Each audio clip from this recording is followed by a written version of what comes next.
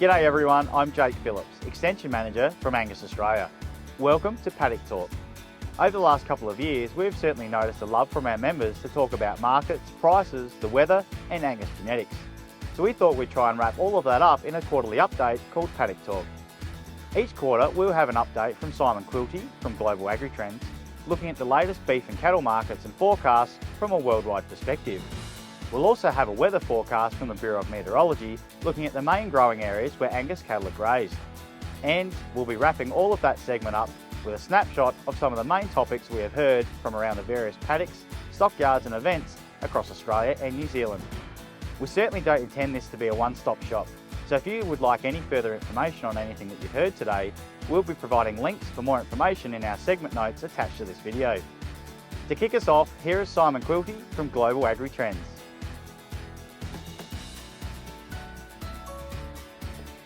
Hi, my name's Simon Quilty. I'm happy to be here on behalf of Angus Australia, and I'm here today to give you a brief global outlook on where beef, but in particular high-end beef, is heading. So challenges in today's market for Australia. First of all, we have significant reduced capacity in terms of kill across Australia. And when we looked at previous periods back in 2011, 13 and 16 to 19, we saw that we required back then about 122,000 head, and it resulted in a 32 and 38% problem in terms of price fall, 32 to 38. Today, we're finding that we have 87,000 head per week required in terms of kill and a whopping 41% price fall. So much less cattle are resulting in greater falls, which all points to serious capacity issues. As we move forward to really take advantage of global prices, we need to rectify that problem. Here's the hope that within the next 6 months, we add an additional 3,000 head per day to the eastern seaboard of Australia. That lifts that capacity from 87,000 up to about 107,500, with a capacity of 133 at the peak. This is important if we're really going to see any benefits going forward in global markets and not be hampered by lack of labour. So hopefully within 6 months, we get that increase in capacity. Many are saying, though, this could take 12 months. Other issues at stake. The freezers are full in Asia. So frozen beef stockpiles across China as we speak are sitting at around 3 to 3.5 times the average, and 2021 depicts that. So large stocks, fortunately, most of it is Argentina, Brazilian, Uruguay in China today, but nonetheless, it is starting to slow down, you might say, demand and the ability to lift prices. Japan also is sitting at record levels in terms of imported and domestic beef stocks. Last September, 166,000 tonnes was in store, and since then, they've remained, you might say, stubbornly high. So Japan also is choking on meat as we speak, and so is Korea. Let's switch then back to Australia. Liquidation of Australia's herd, or is it just New South Wales? Recent figures show that we are seeing the Australian herd move out of that rebuild phase that we saw since late 21, early 2023, where the female kill was around about 35 to 45%. Now we've moved back up to above this 47% break even, and it all shows a real slowdown in Australia's rebuild. And the focus to me is really on New South Wales, which is the most vulnerable state. Its break even in terms of what's required between rebuild and liquidation is about 48%. And for the last 12 weeks, they have been averaging above that at about 52%. So it's significant. Queensland, not so bad, and improved rains through July has seen that female kill fall away. So the most vulnerable state, New South Wales, and that is definitely, we might say, in a liquidation phase just in the last 12 weeks. Where we're seeing that reflected is here in the exports. Beef exports out of Australia with the increased production and this increased kill of females, but we've seen a rise here now in July of about 97,305. We are exporting more, and as I said, the freezers in Asia are full. So it does create some challenges by where we can place meat and try to get a premium when the market, you might say, has already got a lot in it as we speak. So increased production, dry conditions are starting to prevail. It definitely points to challenges as we move forward. And if we look back at 2020, we're just under the 100,000 tonne mark, which points to significant increases in kills across Australia. What we need is America to get rain. And right now, with the latest drought conditions, the monitor there is showing it's still very dry in the northeast of the USA.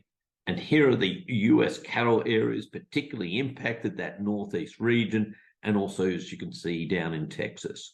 The good news is there's starting to appear rain in some of these critical areas. The next 8 to 14 days across the US is hitting some of these dry cattle areas. What we want are those areas to be, you might say, super saturated. Therefore, numbers start to then contract as people look to rebuild after 3 years of heavy drought. So far, the indications are good. We're expecting by September, October for the US to be out of drought. Here's the critical number. It's this weekly fed cattle kill in America that's so important. It's sitting today around 644,000 head per week, and we require that to probably get below 610,000 head per week for it truly to have an impact where Australia will enjoy the benefits, not just within the US, but around the world. So 610,000. And when we get there, we start to see America with not enough supply to put into Korea, China, Japan, and other markets. And already you can see from these figures that the US is struggling, down 14, 13%, thereabouts, and 7% across markets. And even through drought, they've started to restrict themselves. It all points well for Australia as we move forward. So we're not there yet, but the indications are it's close. Just think about where potentially we're heading once the US does get rain and they start to rebuild. The last time we saw this was back in 2012, and it took 2.5 to 3 years to get to the peak of the market back then, which was around about 172 US dollars per hundredweight.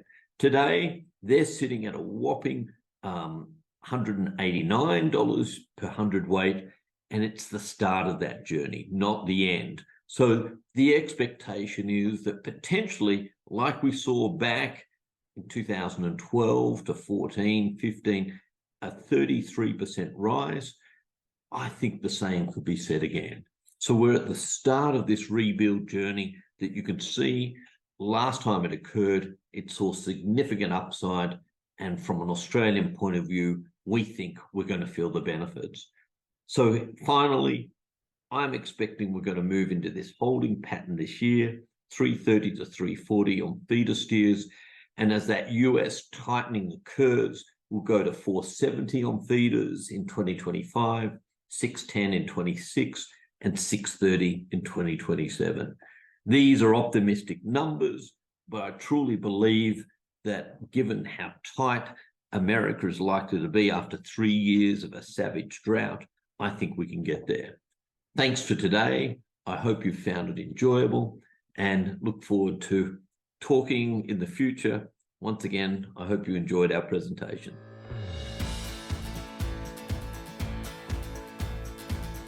Thanks for having us along at your first edition of Paddock Talk. I'm actually here with Jonathan Howe, one of our senior meteorologists. Jono, you've travelled up from southern Victoria. We're in northern New South Wales. What can you tell us about the season to date? Hey Mike, thanks for having me along here today. It's beautiful country up here. Well, I guess Australia's come off the back of triple La Ninas, and over the last 6 to 12 months, what a huge contrast we've seen across the country. Taking a look at recent rainfall, and those dry conditions that we saw on the ground in northern New South Wales are confirmed in the Australian rainfall decile map for July. In fact, most Angus cattle producing areas across the country saw below average rainfall through the month. The map of May to July rainfall deciles across the country can provide a little bit more context for what we're seeing. Noticeably, a wet June is very much reflected in above average rainfall over the 3-month period to parts of southeast and South Australia. Mount Gambier saw a very wet June with 165 millimetres, more than double the average rainfall, and a further 80 millimetres in July. In contrast, we see below average and very much below average rainfall deciles extending into southeastern Queensland, including the Darling Downs. And in northern New South Wales, places such as Armidale saw just 11 millimetres in the month of May, 33 in June, and just 17 in July. Thanks, Jono. That gives us really good context when we start to consider the long-range forecasts. Let's first look at rainfall outlook for August to October. Many parts in the southwest of WA, southern Victoria, extending up into New South Wales are expected to receive below average rainfall. There are a couple of small pockets like far north Queensland and interior WA which may receive above average rainfall. I would encourage producers to use the search function within our climate maps to zoom into their location. For example, here at Horsham, we can see there's a 53% chance of unusually dry conditions for the next 3 months. When we start to look at the temperature outlook for August to October, we're seeing a clear trend, and that is of a very high chance of above average temperatures. As of the 8th of August, the ENSO outlook remains at El Niño alert levels. We're still waiting for the atmosphere to respond to the ocean signals before an El Niño event can be declared. So we've talked about what's been happening and what's likely to happen. What's the best way for everybody to keep up to date with the latest information? Yeah, so really stay up to date on the Bureau's website at www.bom.gov.au. Follow us on social media as well for the latest forecasts and warnings. And on the Bureau's website, you can always check in with the latest climate updates, which are updated regularly. Thanks, Jono. We look forward to chatting to you again soon. Pleasure.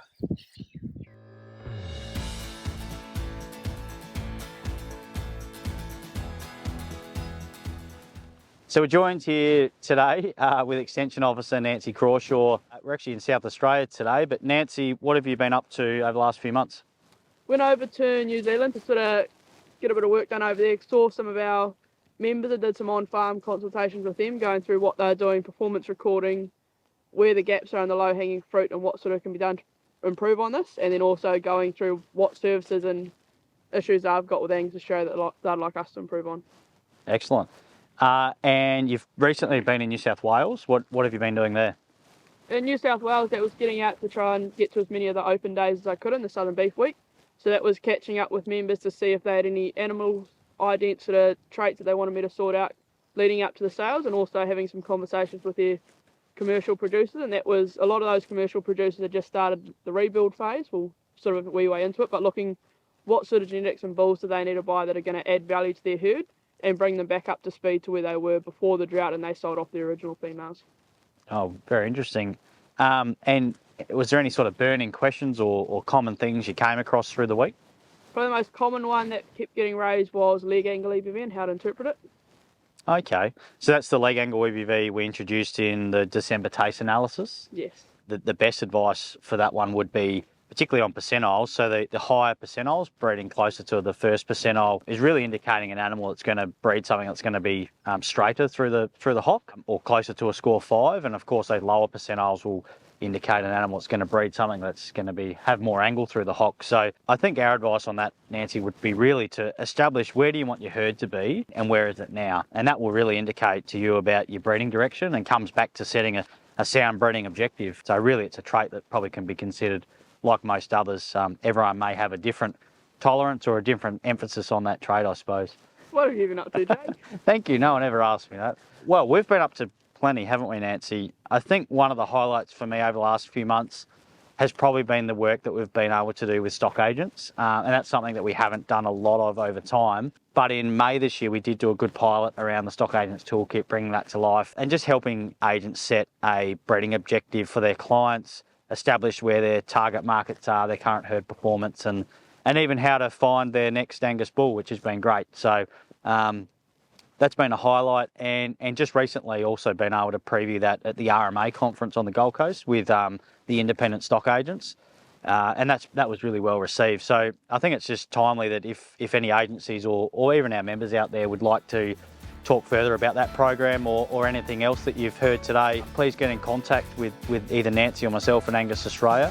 And also we'd invite you to send through any burning questions or anything that you'd like further information on in the next edition of Paddock Talk. But until then, please enjoy hopefully a fortuitous and prosperous season, and we look forward to seeing you out there somewhere on the road. So thanks.